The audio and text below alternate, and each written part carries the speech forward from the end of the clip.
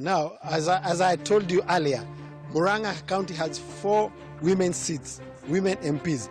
We have Kigumo MP, Kandara MP, Marago MP, and the county MP, that is Sabina Wanjiru Chege. Now, in Murang'a, in Murang'a, at least we have tried and attained the 2/3 gender rule.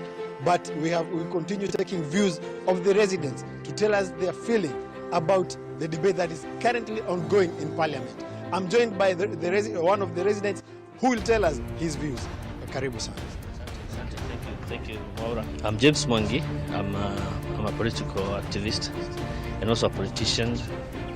And the discourse on the gender bill is very, very important. One, members of parliament are wasting our time.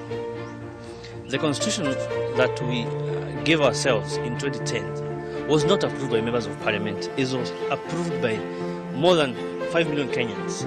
So it is we Kenyans who approved that constitution, and the content of that constitution was we should achieve to that gender. So it is not a question of members of parliament discussing and debating. It is them approving what we Kenyans approved it. So members of parliament are simply wasting our time.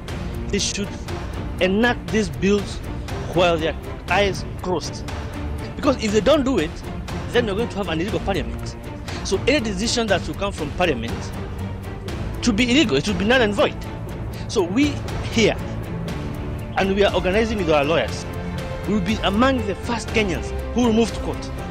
If they don't approve it, we are going to court to have the entire parliament disbanded or its decision be declared null and void, so that now we can get into the real constitutional crisis as people. So this is it's not a matter of the opinion of a member of parliament. It is Kenyans who approved it. It was members of parliament to enable the provision of that constitution. So the pro and cons, that is rubbish. We don't want that. We just want to have the bill approved.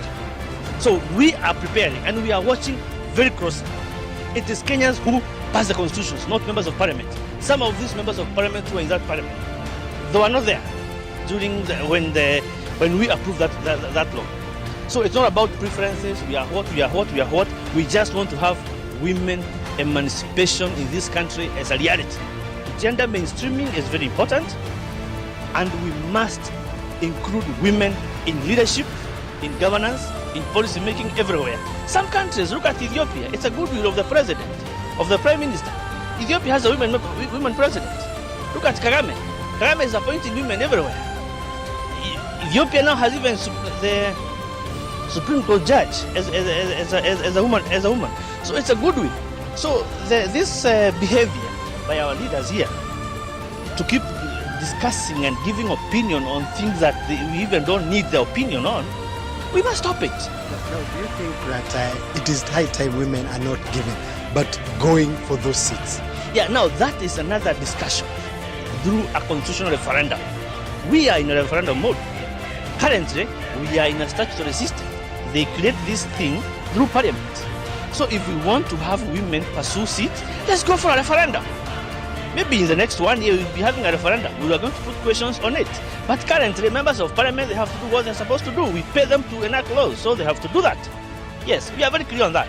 If they don't do it, we are promising members of parliament. We are coming for you. Thank you so much, Bwana James. Yeah.